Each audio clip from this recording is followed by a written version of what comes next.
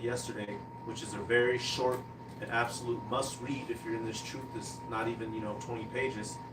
It's based off of you have the man William Lynch, who because you have certain people who try to discredit it and say it's false, to cover up their tracks. But you had when you read the book, it tells you that the man William Lynch gave that speech. I think was that off the James River or James Bank or something in 18 something whatever fucking year. But it was a man who actually gave the speech, you know, to other Edomites to help them cultivate their slaves. All right, which we are the descendants of them today, and we are still in our broken state. Can you pull up that picture? And we took a picture, from out of the book, because there's something that was mentioned. The only way that we're gonna, actually, because that's not the divine intervention. I don't believe it's not in the Willie Lynch letter. I believe that's in the Rex, either the King Alfred plan, who actually says that. I was. Might be in both of them. What's this picture? Just read it. Okay. Yeah. So this is one of the pictures from we got it right here on the phone. An excerpt out of the Willie Lynch letter. It says, "In my bag here, I have a foolproof method for controlling your black slaves. I guarantee every one of you that if installed correctly, it will control the slaves for at least 300 years. My method is simple. Any member of your family or your overseer can use it." All right. It says, "I have outlined a number of differences among the slaves, and I take these differences and make them bigger. I use fear, distrust, and envy for control purposes." All right, and it goes on, but the main point it says, it will control the slaves for at least 300 years. All right, and the system that they set up, we still see its effects reverting to this day. That's why you have Jake in this broken, disrupted, dysfunctional, just absolutely broken manner. And ultimately, this is from the prophecy of Yahweh Bashim Yahushai. Willie Lynch and these Edomites, they were just the physical manifestation of it happening in the earth. You got something? No. Alright, I was going to get basically we're in this man has put us in a broken state, alright? And it's mentioned in Deuteronomy 28 real quick. It's no coincidence, all the things that happened to us. We didn't just wake up like this. All right. So this situation that we have found ourselves in, is on purpose. All right. Deuteronomy 28. What is that? 48. It says, "Therefore shalt thou serve thine enemies, which the Lord shall send against thee, in hunger and in thirst and in nakedness, and in want of all things, and he shall put a yoke of iron upon thy neck until he have destroyed thee." And we have been destroyed these past couple hundred years serving over here in Babylon, destroyed in our minds, all right, because we can no longer function. We don't know our heritage. We don't know the Heavenly Father nor the Son. Nothing. All you know is black basketball, chasing box, eating Tostitos and Jordans and Popeyes, all right, and Chargers and Challengers and SRTs and Hellcats and sticks, having your guns. That's the mindset of a destroyed people. We were not. What does it say?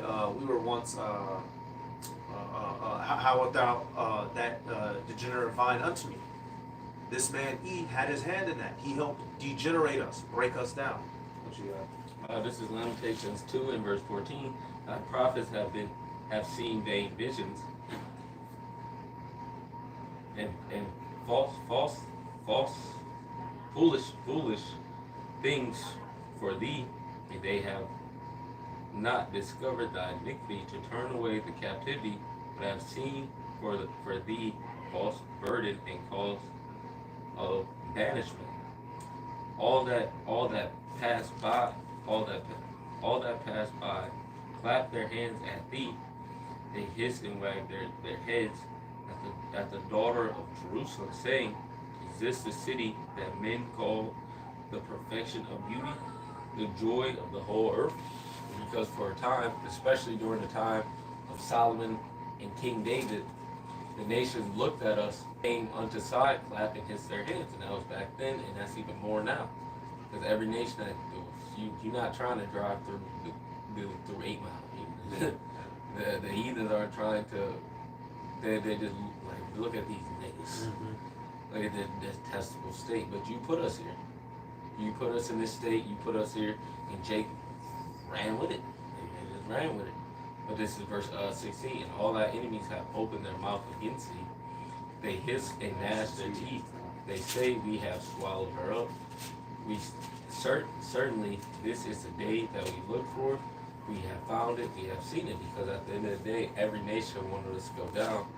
Because when we're in power and when we're upright into the eyes of Yahweh, our power, there's no stopping us. And that means if we're on top, they're on the bottom. Because during the time of King Solomon, or even during the time in Judges, or Joshua, when they went through taking down the other nations and put them, it said that they made them hewers of wood and drawers of water, meaning they put them in slavery. They enslaved them. Joshua told the leaders of the people to come put your heads on the necks of these Philistines, meaning we're taking them down and we're taking their shit. Verse 17, the Lord have done that which he has devised. He have fulfilled his word that he have commanded in the day of old. He have thrown down and have not pitied and have caused thy enemies to rejoice over thee. He have set up the horn of thine adversaries, meaning the Lord established all these other nations to be over. That's why we're at the bottom. That's why you have things like the Willie Lynch letter, or even modern time you have the Rex 84 plan, the Project Megiddo, Planned Parenthood. Well, the Rex 84, that's them coming through and with that thing, man. The red horse. Yeah, basically putting you in Revelation. Yeah, putting you under subjection. But you do have what are you saying? I just mentioned Planned Parenthood. Yeah. That's another alleyways. Make sure they kill our kids. The women's lib, civil rights, Yep. even the civil Martin Luther King. That people look at him as a great hero. He wasn't, because the Heavenly Father does not agree with all nations coming together. It was actually better when we were separated from them. And Jake always says that. It was actually better when we had our own because we could build our own. But now that we're mixed in, it's harder to build your own. Well, that whole Malcolm versus Martin, that they created that division. Yeah. They like that. That's also the Willie have half of them going at the other half. You know, it's all one big old mess. You know, not The niggas fighting against each other while Esau ate them sitting and drinking tea. I'm not absolving our people of their wrongdoing, you know, because it takes two to tango. But we didn't just wake up and it was just like this. Oh shit, what's going on? I'm black. You know, this was a purpose, a process. All right. We got more. Ezekiel 36:5 says, "Therefore, thus saith the Lord Yahweh, surely in the fire of my jealousy have I spoken against the residue of the heathen, and against all Idumea." It says, "which have appointed my land into their possession, with joy of all their heart, with despiteful minds, to cast it out for a prey." So this lets you know that Edom and all the heathens took us as hostages, got us out of our land, and it says that what they did it with despiteful minds to cast it out for a prey. So they did it to jack us up and tear us up, and now we're left in this estate. So now, was that Zechariah real quick? Oppressors slay them and all Yeah, this I got stuff. that. Okay. So now you took us, misguided us, beat us, abused us, used us for labor to build up your kingdom the same way that it was done in Egypt, and then set us out here in the world and then point the finger at us. All right. Now it gives the illusion that, oh, we're just a bunch of crazy ones. You read that Willie Lynch letter, you got Jake beefing over light skin, dark skin, ugly, not this chick, that chick, you know, baby daddy this, baby mama that, adultery. You from that street, I'm from that street. I rock this color, you rock that color. My blood. Yeah, this my block. That's your hood. You know, nigga, he gonna die by Crenshaw. Nigga, he never loved eggnog. Yeah, his zip code is all he know. Meanwhile, the E's, you know, they making millions and billions in their businesses. Never loved eggnog. You got it. This is Zechariah 11 in verse 4. Thus saith the Lord, my power, feed the flock of the slaughter, whose possessors slay them, and hold themselves not guilty. They that sell them say, blessed be the Lord, for I am rich, because all these nations have become rich off of us, out the backs of the slaves. And their own shepherd pities them not. And I will no more pity the inhabitants of the land, says the Lord. But lo, I will deliver the men, every one, into the hand of his neighbor, to the hand of his king. They shall smite the land, and out of their hand I will deliver them. But its main point is in 4 and 5, whose possessors slay them and hold themselves not guilty. Esau, Edom, has slayed us and put us in these deplorable positions and points of blame at us and says we're the problem. But you're the one who set up this system. It's a system, which a system is a pit. Even Edomites know that they have a better opportunity than the so-called Negro, Latino, and Native American, because they're the ones who make the YouTube videos about that. They'll say, well, you step forward. Like the one dude who made the video about the race, and they had all the Edomites step forward. Well, they called out certain things. If you had two of your parents in a home, step forward. If you grew up in a middle class home, step forward. Majority of Jake stayed back. And the dude said, and the Edomites was all the way towards the end of the line, and then he said, go. And he said the majority of dudes here that was in the back could have beat y'all in the race if they had the same opportunities. Showing you that there is an actual system that is made to keep us separated or to stay on the bottom. I got these two. Go ahead. Real quick, Isaiah 52:5. It says, now therefore, what have I here, saith the Lord? All right, the Lord's saying, well, what's this right here? All right, come and see. All right, it says, now therefore, what have I here, saith the Lord, that my people is taken away for naught? They that rule over them make them to howl, saith the Lord, and my name continually my name continually every day is blasphemed. All right, they that rule of us make us to howl, meaning what? You're putting so much hell on us that it's causing us to cry out. All right, by way of the laws, taxes, tickets, this, that. You've set up a system to keep us in absolute subjugation. And that's not a myth, that's not a lie, that's not us being bugged out, that's not us, oh, y'all just not getting money, that's why you're thinking about stuff like that. This is outright truth. We didn't just swim over here, all right? We didn't what's between the U.S. and Atlantic? We didn't hop into the Atlantic and say, man, you know, let's go for a good swim. We was grabbed over here, put in subjugation, split, separated, divided, killed, sold, to and fro, names changed, shit beaten out of you. Up until this day's time. The first thing they did when we got over here was to beat your name out. Yeah, to change your language. What he said, Kunta, Taliban. That's making him howl. Yeah. Literally, he was howling. You had to break them before you can put them in slavery. Yeah. In that letter, in the Willie Lynch letter, it tells you that the first batch of slaves, they were the hardest ones to deal with. They had to be broken in. They weren't used to the fact that they were going to have to be a slave for the rest of their life. So as they kept having children, it was easier to control the children. Keep the children away from them as much as possible. And the children would start to pass on to their children that, look, you're a slave, you just need to work. And that's what they've done. That's the minds of the average Jake. You're a simple black person in America, and that's all you need to know. And that wasn't by accident or mistake. It was purposely beaten and designed and engineered. All right, another one real quick, Jeremiah 50:7. All that found them have devoured. Yeah, it says, all that found them have devoured them.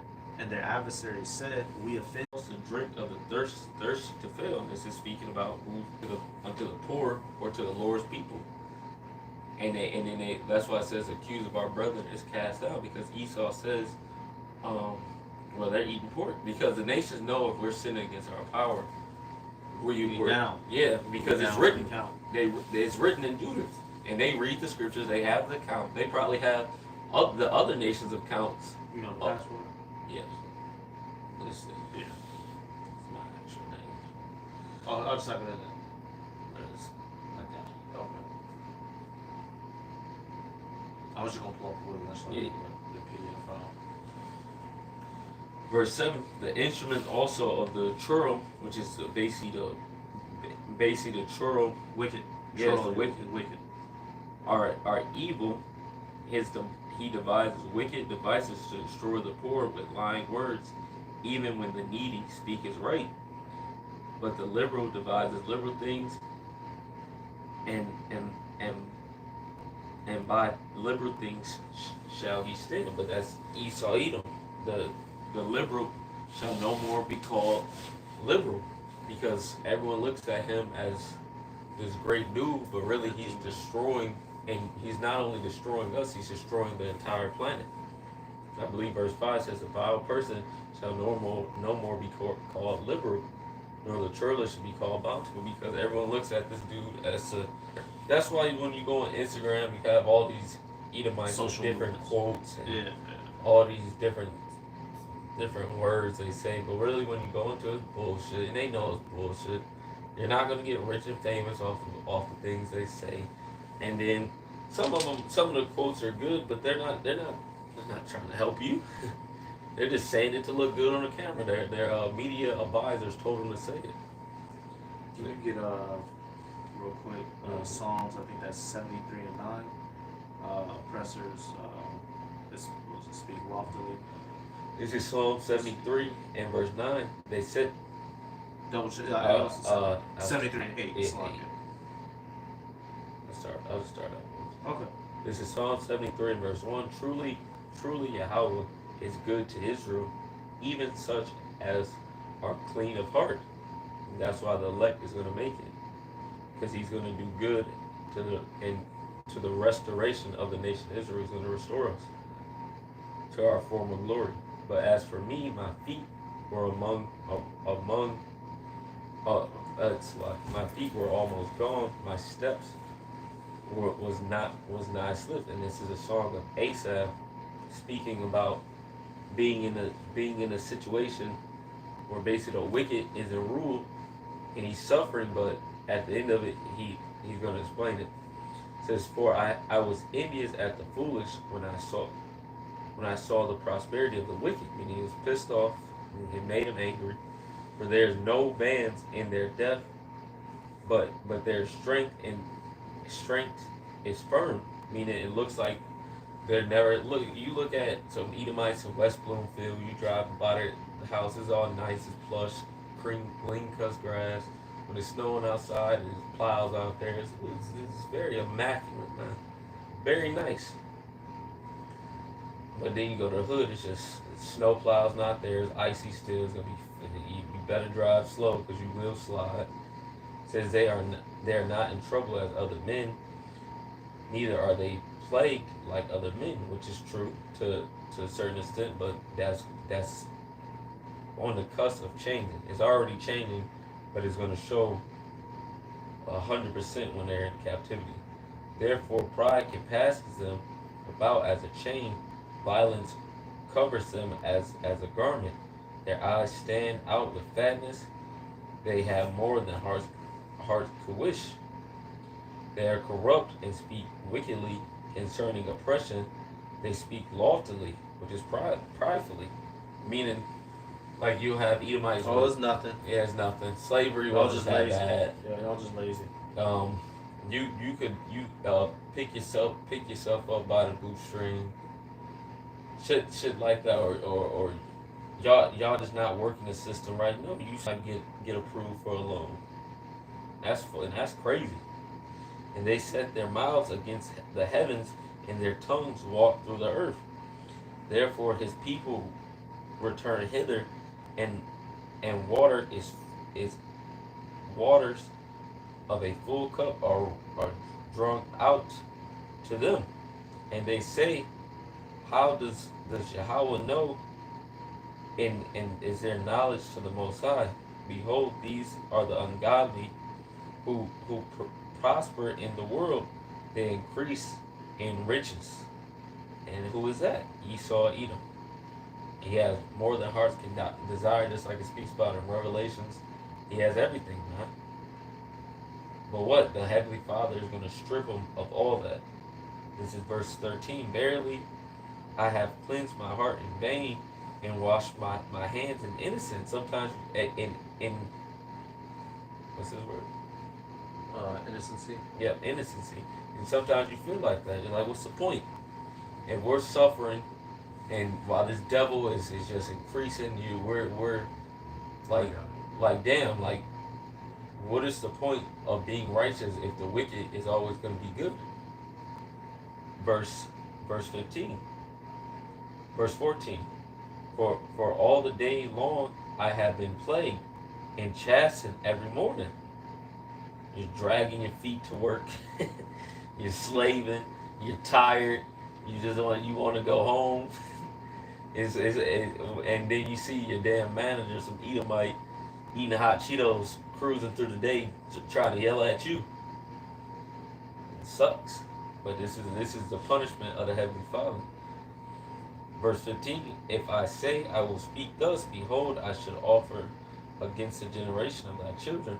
When I thought to know this, I was too painful for me. He didn't like think about it until I went into the sanctuary of Yahweh. Then understood I therein, meaning the Lord gave him the understanding. Look, yeah, it's like that for the time being, but your end is going to be greater than theirs, and theirs is going to be absolutely horrible. Verse 18: Surely thou didst set them in slippery places. Thou castest them down into destruction. How are they brought into desolation? As in a moment, they are utterly consumed with terrors, as a dream when one waketh. So, O Lord, when thou wakest, thou shalt despise their image. Though my heart was grieved, I was pricked in my wounds. So foolish was I and ignorant. I was a beast before thee. Nevertheless, I am continually with thee. Though thou hast holden me by the right hand, thou hast guided me with thy counsel, and afterwards received me to glory. Whom have I in heaven but thee? And is there none upon the earth that has desired beside thee? My flesh and my heart faileth, but Yahweh is the strength of my heart and my portion forever. So Asaph came to the understanding that, and he calls himself foolish, that for a time the wicked will prosper, but at the end we have a glorious end through the spirit and power of Yahweh Hashem Shai, because there will be a divine intervention what is going to change all this, like the movie Change of Places. And it's never going to go back to these heathens being over us. You got it? No, I'm just going to be reading from the Willie Lynch letter. I got it pulled up in front of me on my phone. Just a couple excerpts. All right, it says this speech was said to have been delivered by Willie Lynch on the bank of the James River in the colony of Virginia in 1712. What? Said which happened. Actually happened. Yeah. It says Lynch was a British slave owner in the West Indies. It is alleged that he was invited to the colony of Virginia to teach his methods to slave owners there. The term lynching is derived from his last name. All right, so we're going to jump down. One of the statements, just looking at one of the early on statements, it says your invitation reached me on my modest plantation in the West Indies, where I've experimented with some of the newest and still highlighted nations, status on plantations, attitude. It says distrust is stronger than trust, and envy stronger than adulation, respect, or admiration. So they made us distrust one another. That's where you get in the curses, thine eye shall be evil towards thy brother. All right, I'm just grabbing different words from different pages. All right, it says, let's see, it says the black slaves, after receiving this indoctrination, shall carry on and will become self-refueling and self-generating for hundreds of years, maybe thousands. And that's the situations we found ourselves in. They beat us and broke us down so good to where if it wasn't for the Lord coming to get us, we'd be stuck in this. If Isaiah 1 and 9 real quick. Let's see. It says, it is necessary that your slaves trust and depend on us. It says they must love, respect, and trust only us. And that's our people today. They love Esau, Edom. All right. Now, I'm going to be reading, because you got a lot a lot more pages. I'm just going to read the header titles of the different topics that were covered in this book. It says, "Let's Make a Slave." That's one of the titles. It says, "Cardinal Princes for Making a Negro." All right, because we're not Negroes, we're Israelites. They had to make the black person. They gave you all this false narrative that you believe in. All right, it says, Yeah, like getting dreads. yeah, getting dreads. Which is an Ethiopian custom. Come down some more. It says the breaking process of the African woman. Why? Because they broke our women and trained them to not be under us. All right. It says male image destroyed. All right. Mentally weak, independent, but physically strong, and that's the case for many of our men. All right. Let's jump down. It says the Negro marriage unit, which was broken. All right. Coming down some more. It says controlled language. We must completely annihilate the mother tongue, and that's what they did, which was Hebrew, which is why it tells you in Zephaniah 3:9 that the Lord, for I will turn to the people, for I will turn to the people pure language that they may call upon the name of the Lord and serve Him with one consent. He had to give us back His name in the true Hebrew, His name and His Son's name. Because this dude literally whipped us out of us. They created a whole manuscript of how to do us.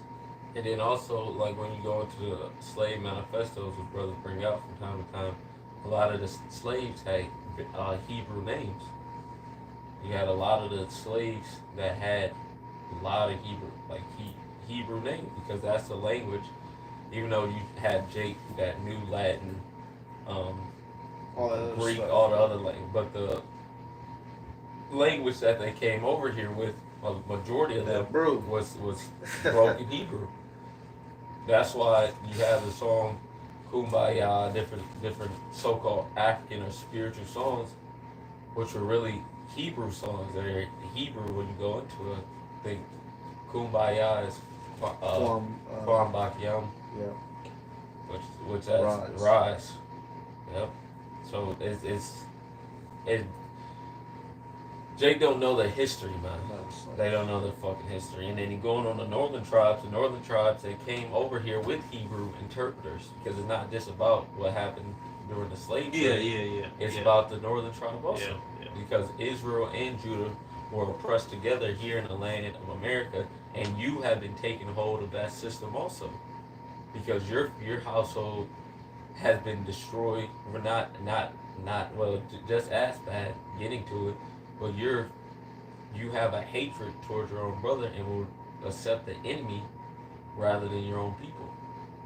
Telling your daughters to get with Edomites and don't trust the Maathes and all this other stuff, because you have taken hold to the lies of Esau Edom, to the things that he said about your own people, and he don't like you either.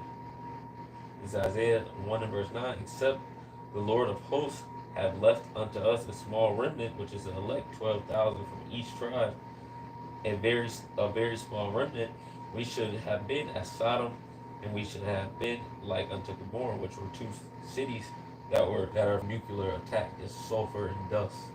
It's powder. I just got one more. No, so it had, like it said in the transcript, basically, if the Lord didn't come back and get us, we'd just be done, because Esau has us. It worked. Shit, it worked. He completely effed us over. But the Lord, what was He gonna do? Isaiah 52 and 3. It says, "For thus saith the Lord, ye have sold yourself." Matter of fact, I'm gonna start up at 1, 52 and 1. Awake, awake, put on thy strength, O Zion, put on thy beautiful garments, O Jerusalem, thy holy city. For henceforth there shall no more come into thee the uncircumcised and unclean. So the Lord is telling us to wake up. All right, it says, "Shake thyself from the dust, arise and sit down, O Jerusalem. Loose thyself from the bands of thy neck, O captive daughter of Zion." All right, so shaking out of the dust, meaning what? Taking off the confusion, coming back to who you are, knowing what you are, what you're supposed to be doing. And then it says, taking the bands from off thy neck, meaning we're going to be brought up out of this captivity. All right, because believe it or not, you are in captivity. You so-called Negroes, Latinos, and Native Americans, you are slaves under the Edomites to this day. And it's time to come out of that captivity. Verse 3. And who's going to be the one to do it? It says, "For thus saith the Lord, ye have sold yourselves for naught, and ye shall be redeemed without money. All right, so he's going to send his son, Yahushai, to redeem us out of this perpetual plot that Esau Edom has put us in. All right, because if it had he not, linking it back to that Isaiah 1 and 9, we'd be 1 and 9, we'd be toast. You know, you'd be niggas be black in the year 4,328, still be celebrating the 4th of July. You know, When they kill all those. yeah. And just keep a couple. You know, keep 2 Negroes for 2 each, 2 Negroes, 2 Northern Kingdom for work. You know, just as trophies in a museum. You got anything else? All right. So with that, we're gonna give all praises to Yahweh, Bahashem, Yahushai, Bahashem, Rakakwadash. Double honors to the elders and apostles of Great Millstone. Peace, blessings, and salutations to our Lord Akim. While Akwath learning, teaching, and truth and sincerity, we're gonna say Shalom. Shalom.